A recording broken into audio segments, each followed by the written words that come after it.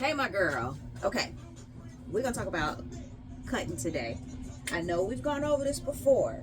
You might be a little bored because I know you heard this before. We're gonna recap so that we can move on to the next.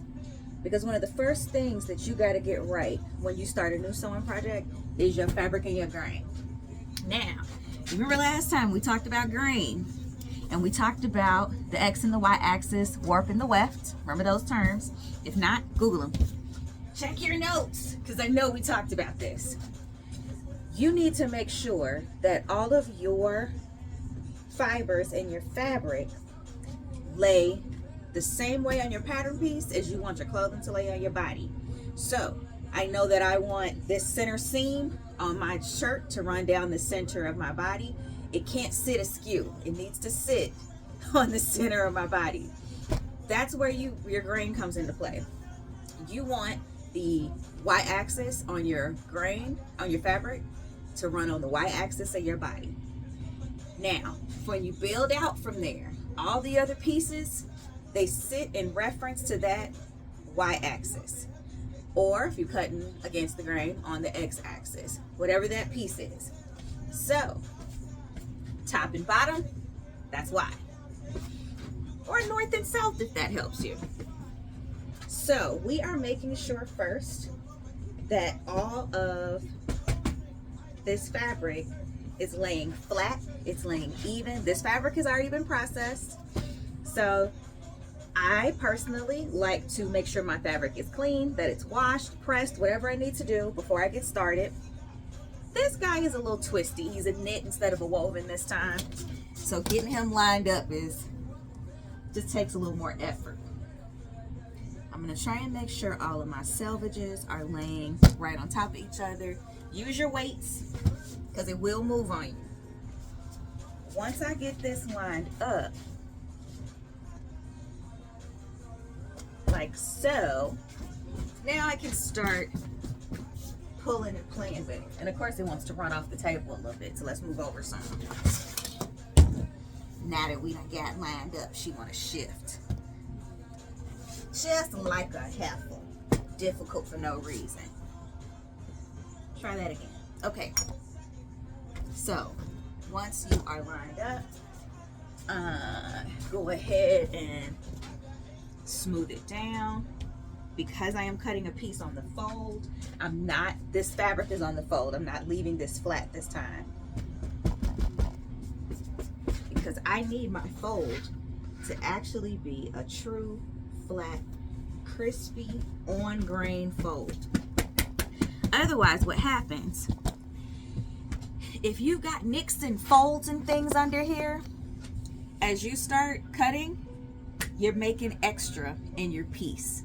So instead of this, is this my piece? That's not my piece. This is my piece. Instead of this piece, nope, that still ain't my piece. Winner. Instead of this piece being a godet, a triangle that is even on both sides, one side's going to be wonky. Some piece of it's going to be wonky. It's not actually going to be the shape that I want if I don't have it clean and flat and on the grain. Now, because this is on a fold, it makes it pretty easy. You don't have to measure this one. I know you don't like that.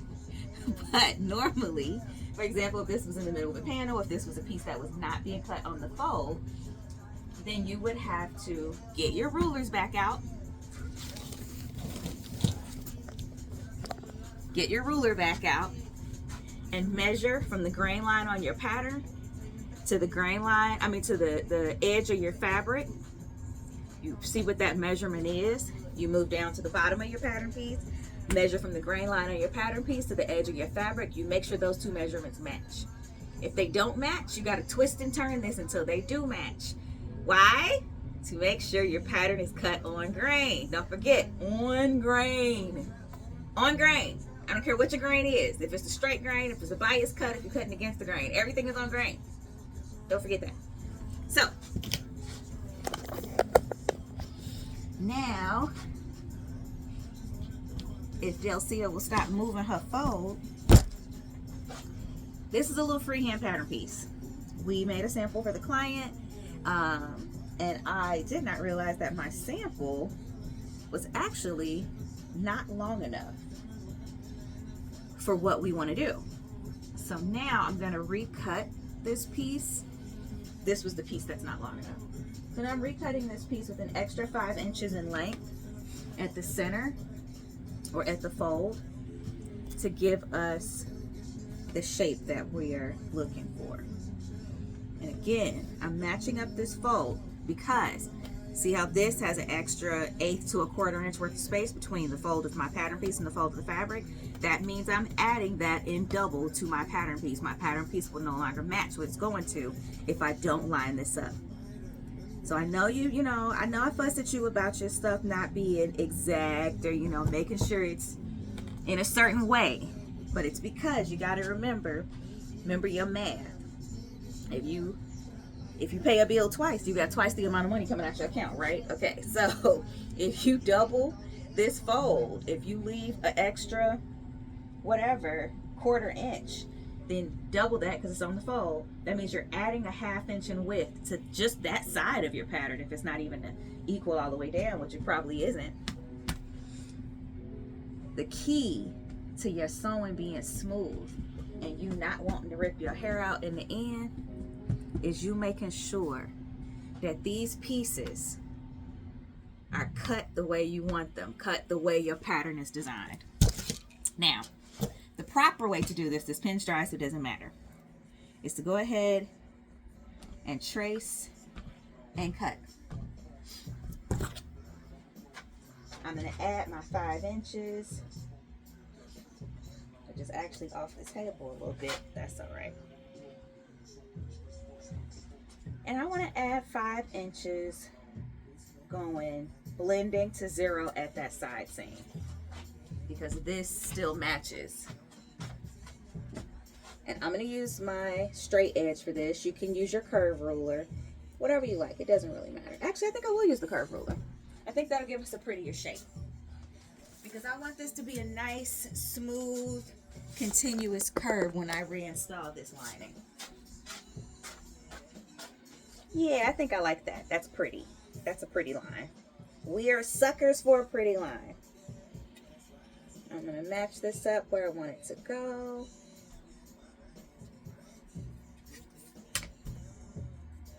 There we go.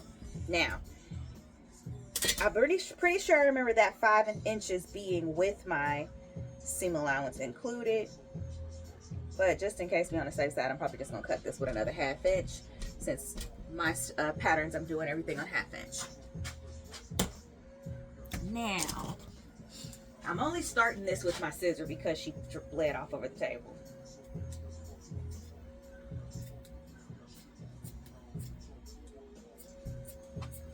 Be careful with these knits, like the way she hangs off the table can actually make her stretch. And then when you're done, she ends up shorter than you thought. You should mark this seam allowance. I know what I'm doing, so I'm going to freehand it.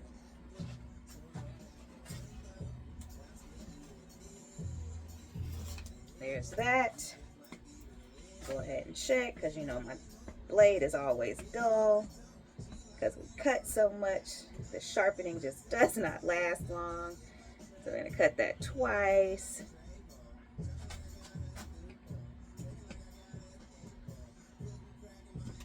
There we go. This line already has the seam allowance added, so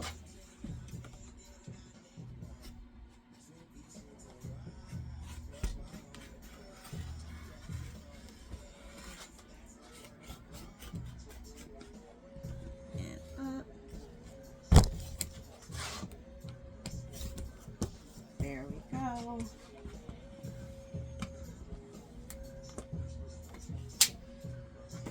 And now my new piece is cut. So, quick recap. You're just going to make sure that your pieces are cut on grain from jump. Everything else will go wrong if your pieces are not cut on grain most of the time.